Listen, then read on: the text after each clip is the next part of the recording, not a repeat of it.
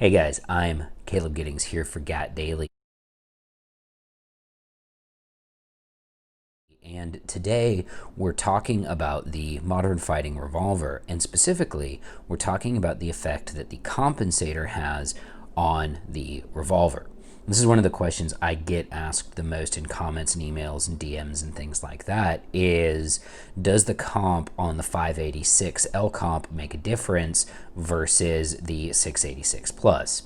So to backtrack, we do have two guns in the modern fighting revolver lineup. The first is the 686 Deluxe, which you'll notice just has a regular 3-inch barrel.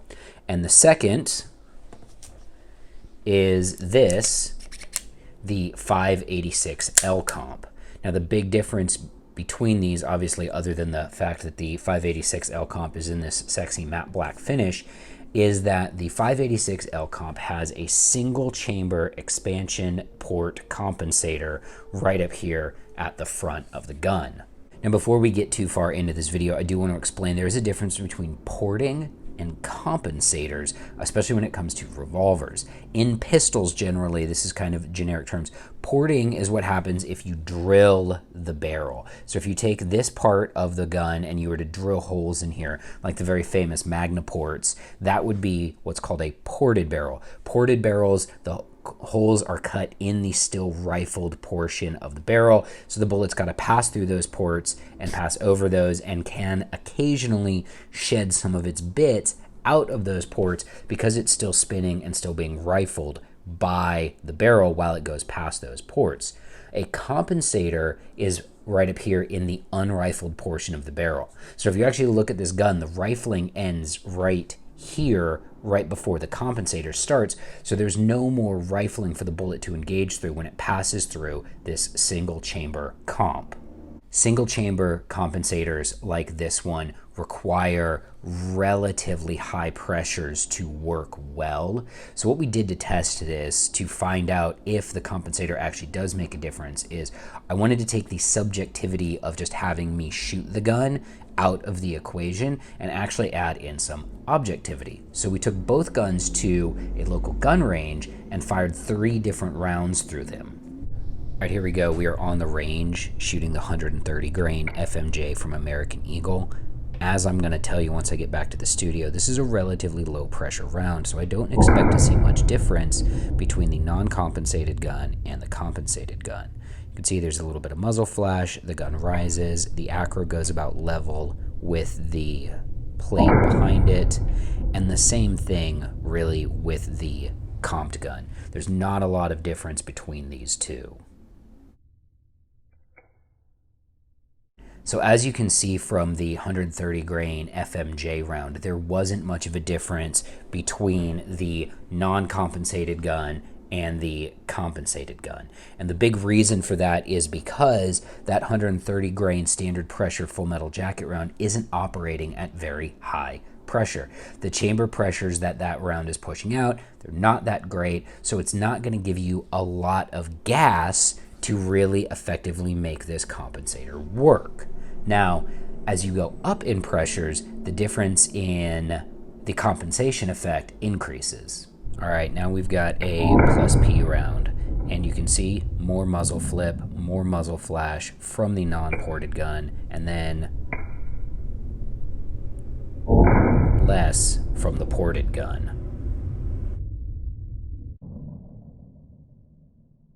That was a Spear 135 grain gold dot, which is a plus P round, and it's one of the better defensive revolver rounds on the market right now. It's one of the few that you will probably actually get expansion and penetration from and defeat 4-layer denim. So there's a reason why it's a round that I like quite a lot.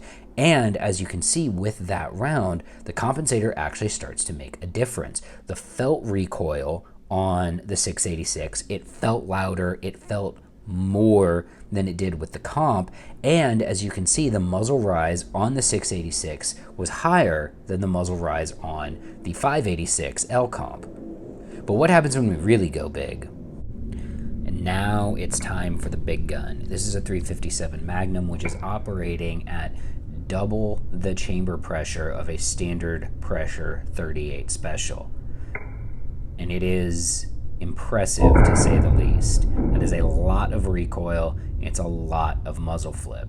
Now let's take a look at the ported gun.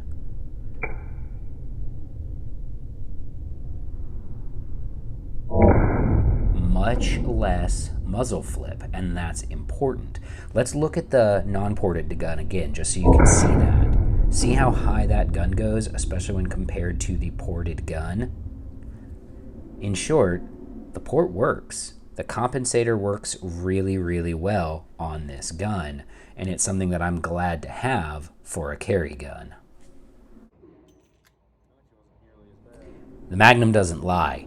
And if you watched those back to back with the Magnum and the obvious, fairly aggressive recoil and upward snap on the 686 Plus, and then watched it again with the 586 does have recoil. You definitely know you're shooting a full power 125 grain Magnum, but it's considerably less with the 586. The muzzle flip is lower, the gun comes back on target faster, and at least to my perception, the felt recoil was a lot less with the 586 L comp than it was with the non-compensated gun. And if you head over to my Instagram, which is at Radicaleb, Radicaleb with an underscore at the end, Radicaleb_, you can actually see I posted pictures of these two together, and you can see the enormous fireball that comes out the front of the 686 Plus reaches out to about here, whereas the compensator and the effect of the comp makes the fireball from the 586 L comp smaller, which actually made it easier to shoot indoors, even though it was shooting flames up through my line of sight. So what we've done today is we've gone over the effects of the compensator on the 586 L comp and asked the question, does it make a difference? The answer, yes. Yes, it does. I'm Caleb Giddings. Thanks for watching.